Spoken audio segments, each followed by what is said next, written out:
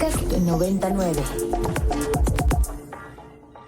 El Monumento a la Revolución se llenó de color azul y blanco por las miles de personas reunidas con un mismo objetivo: visibilizar el autismo. Se trató de la caminata Apapache por el Autismo 2024. Se realizó el 6 de abril, en Ciudad de México. Fue organizado por distintas asociaciones y familias para alzar la voz y promover la inclusión de las personas con esta condición. Cárdenas, directora de Apapache Autismo. Somos una asociación civil sin fines de lucro en la Ciudad de México. Y bueno, hoy estamos en el Monumento a la Revolución, se oye acá la banda de guerra. Tuvimos una pequeña actividad de convivencia con familias de personas con autismo. El autismo es un trastorno del neurodesarrollo que afecta la forma en que las personas se comunican, interactúan y experimentan el mundo. Se caracteriza por una variedad de desafíos, como dificultades en la interacción social, la comunicación verbal y no verbal, y comportamientos repetitivos o restringidos. En México, se estima que hay alrededor de 1.5 millones de personas dentro del espectro autista. Sin embargo, el diagnóstico y acceso a servicios adecuados siguen siendo un reto importante para las familias. La visibilidad del autismo en México ha aumentado en los últimos años, en parte debido a los esfuerzos de las familias y las organizaciones como la Asociación Mexicana de Atención a Necesidades Educativas Especiales y Discapacidad, que trabajan para crear conciencia sobre el autismo, defender los derechos de las personas con autismo y proporcionar apoyo a las familias. A pesar de que el autismo afecta a millones de personas en todo el mundo, todavía existe un gran desconocimiento sobre esta condición. Esto se debe en parte a la falta de información y a los estereotipos que rodean al autismo. Eventos como la caminata son de suma importancia para romper con los estigmas y visibilizar la realidad del autismo. Estas iniciativas permiten que la sociedad conozca de primera mano a las personas con esta condición y comprenda sus necesidades. Decidimos crear Apapache como un medio para informar, sensibilizar y unir a nuestra comunidad, la comunidad de familias con autismo. Confío que al mantenernos unidos nos ayudará a que el resto de la sociedad entienda que el autismo no es contagioso, que no es una desgracia, sino muy al contrario, es una oportunidad de descubrir en el más mínimo detalle un mundo nuevo. Así que este es nuestro intento de dejar para nuestros hijos un futuro amable y tolerante. Las personas dentro del espectro autista deben tener acceso a la educación, la salud, el trabajo y la participación social en igualdad de condiciones que el resto de la población. La falta de atención y visibilidad en la política para las personas con discapacidad es evidente, persiste en la actualidad. En el primer debate presidencial, uno de los temas centrales era el de grupos vulnerables. Sin embargo, hubo poca o nula mención a ellos. Así lo expuso la periodista y activista Katia D'Artigues en sus redes sociales. El INE no consideró pertinente poner ni una sola pregunta sobre discapacidad cuando hay más de 20 millones de ciudadanos y ciudadanas en el país que viven con discapacidad y 14 millones pueden votar el próximo 2 de junio.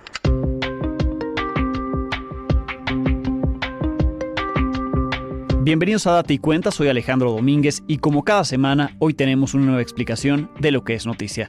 Me acompañan los estudiantes de Storytelling, Reportaje y Microperiodismo, José Antonio Romero y Patricio Gómez, quienes entrevistaron a Suri Arellano Amezcua. Ella es psicóloga, licenciada en Educación Especial, fundadora del Centro Terapéutico Integral y especialista en terapia emocional conductual.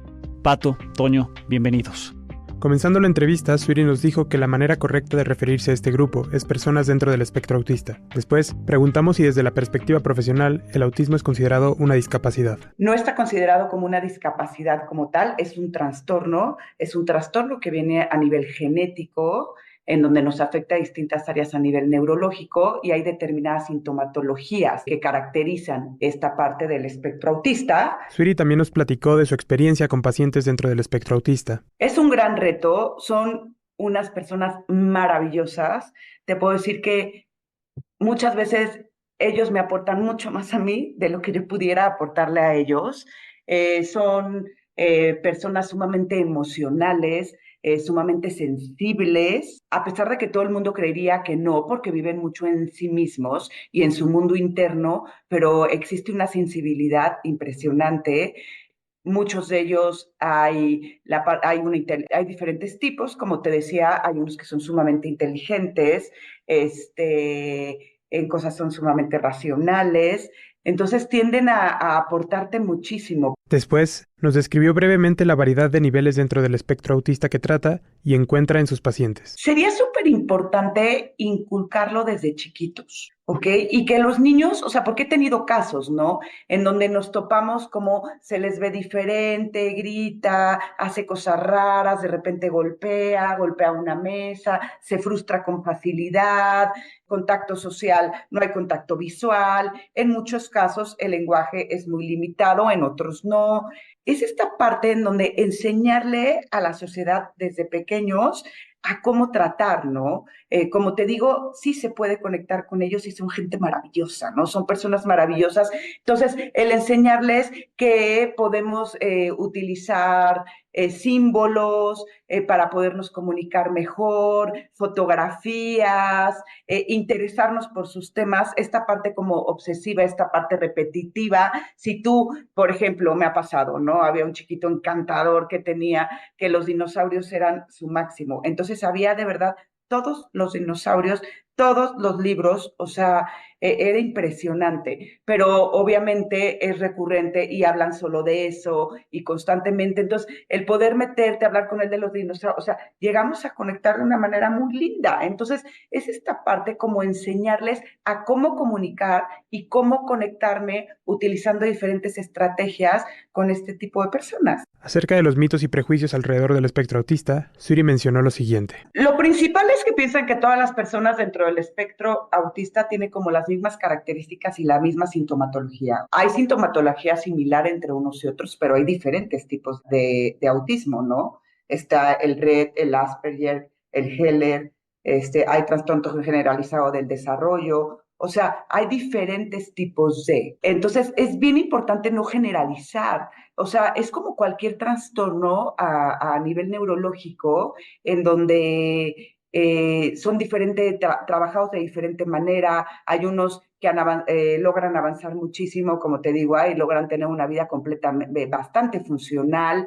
Hay otros que a una media a nivel funcional, pero es esta parte en donde no etiquetar de, como tiene autismo, entonces no puede. Como tiene autismo, no me voy a poder comunicar. Como tiene autismo, no me puedo relacionar con él. Como tiene autismo, es imposible que socialmente logre integrarse. Como tiene autismo, es imposible que logre laborar, ¿no? Y llegue a tener un desarrollo laboral adecuado. No es cierto. O sea, tenemos que ver un todo de la persona porque cada personita es diferente y, o sea, cada uno tiene diferentes niveles y cada uno lo de ella llega a desarrollar de diferente manera a lo largo de su vida. Por eso es bien importante y hace enorme la diferencia el poder diagnosticarlo a tiempo. Un autismo bien diagnosticado y bien trabajado a lo largo de la vida, se logran cosas maravillosas, ¿no? Entonces es esta parte como de enseñar en donde sí existe este trastorno, existe el espectro, está dentro del espectro, pero hay mucha variedad ante eso, ¿no? Y no por eso es imposible que llegue a una integración, que es imposible que pueda laborar, es imposible que pueda estar en una escuela regular. Perdón, necesitan ciertas adecuaciones, sí, completamente de acuerdo, pero eso no quiere decir que no se pueda lograr. Posteriormente, esta fue la respuesta acerca de la relación que debe existir entre el doctor y la familia del paciente. Es el acompañamiento, ¿no? Definitivamente se hace un equipo multidisciplinario de trabajo en donde en muchas ocasiones está el neurólogo, hay psiquiatras también muchas veces involucrados, siempre estás en contacto con la escuela y con los padres, tú das terapia muchas veces emocional a nivel conductual, toda la parte cognitiva conductual se trabaja mucho con ellos. El chiste es estar como conectados todos para lograr este desarrollo, ¿no? En muchos de los casos necesitan una sombra para poder asistir a las escuelas y lo principal es tener un equipo multidisciplinario donde estés en comunicación constante, dando coach a papás, para darles diferentes estrategias de cómo tratarlos en casa y poder desarrollar al máximo todas esas habilidades y capacidades que tienen. Sweetie también habló de la importancia de un diagnóstico temprano del autismo. Mire, se puede diagnosticar, a los 18 meses ya puede ser diagnosticado por algún especialista confiable, pero en realidad es más cerca de los 2 años de edad, ¿no? Hay determinada sintomatología que nos ayudarían como a identificar si existe la posibilidad, que tampoco la puedes generalizar. O sea, por ejemplo, parte de esta sintomatología para el diagnóstico es el retraso en cuanto a la destreza de lenguaje, el retraso en cuanto a la destreza de movilidad cuando son chiquitos, la parte cognitiva o de aprendizaje, conductas hiperactivas e impulsivas o distantes.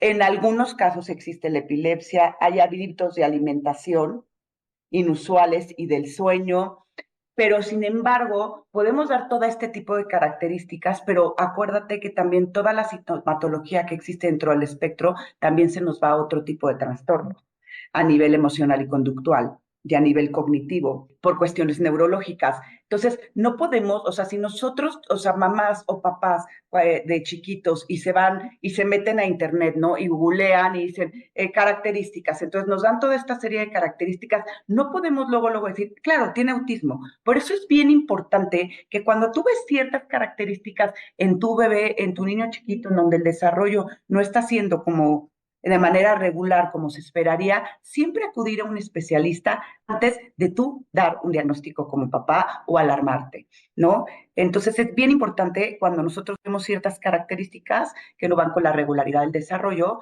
inmediatamente poder acudir al especialista para que nos digan exactamente qué es lo que podemos hacer y desarrollar al máximo y atender a tiempo, ¿no? Esta fue la respuesta de la entrevistada sobre los desafíos educativos y laborales con los que se enfrentan las personas dentro del espectro autista. Es bien importante el que la sociedad esté informada, ¿no? Uno de los principales desafíos, por ejemplo, a nivel educativo, es que no es que del todo no existan esas habilidades y esas capacidades, simplemente las personas dentro del espectro aprenden de diferente forma, tienen una manera diferente de. Entonces yo creo que estaría padrísimo que las escuelas se prestaran a poder hacer adecuaciones curriculares para lograr que muchos de estos chiquitos puedan estar en una escuela regular con todas estas adecuaciones que se requieren, pero para poder fomentar también esta integración social. Yo sé que esta parte cuesta muchísimo trabajo cuando estamos dentro del espectro, porque es una característica de la sintomatología, pero como te hablaba, hay diferentes niveles de, ¿no? Entonces hay muchos niños que están dentro del espectro que podrían ir perfecto a una escuela regular, hay muchos adultos que están dentro del espectro que podrían tener ciertos trabajos a nivel laboral y podrían ser exitosos dentro de ellos. El punto es que nos falta información porque inmediatamente existe trastorno del autismo, no va a poder, no le puedo dar el trabajo porque seguramente no vamos a poder ejecutar. Claro que no, tienen habilidades y capacidades maravillosas.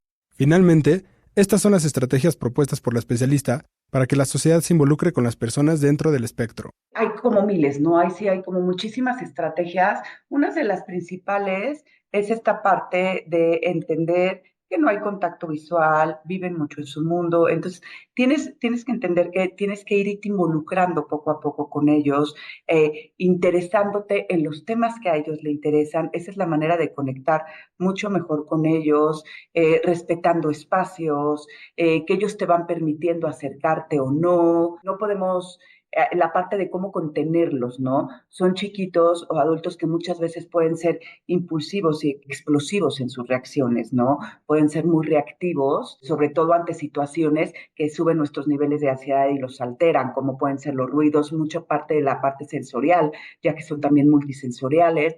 Entonces, es esta parte, cada caso es distinto, definitivamente. Entonces, es esta parte de ir conociendo al adulto o al pequeño que está dentro del espectro para poderte ir acercando de acuerdo a lo que se vaya permitiendo. Es bien importante lograrlos contener, sostener, acompañar cuando hay estas partes de reacciones impulsivas. Muchas veces es la contención con el abrazo por detrás, el hacer el mismo movimiento que ellos para que logren bajar este nivel de ansiedad. Muchas veces es con texturas, muchas veces es con música, muchas veces es solamente tocando, muchas veces es solo a distancia diciendo aquí estoy, respiremos, enseñarlos a respirar para autorregularse. La verdad es que hay un mundo de estrategias alrededor de y depende mucho del caso. Gracias a ambos y gracias a todos ustedes por escucharnos. Los invitamos a que se suscriban y califiquen este y el resto de nuestros episodios. Este podcast es posible gracias al equipo conformado por los estudiantes José Antonio Romero, Eugenio Tapia, Aldo Rivera, Natalia Beñé, Renata Noval, Valeria Mendíbil, Adriana Silva, Patricio Gómez, Constanza Munguía, Sofía Otero, Mariana González, Fernanda Colado, Jimena Amparán, Diego Aarón Rodríguez, Ana Laura Citalán, Daniela Rivero Borrell, Juan Francisco Zuleta y Diego Jaimes. Además, agradecemos al equipo de Ibero 90.9, Rox Aguilar en la información, Daniel Maldonado, Gabriel Pineda en la producción. Todo esto cada semana, ya saben, los espero. Soy Alejandro Domínguez con una nueva explicación de lo que es noticia.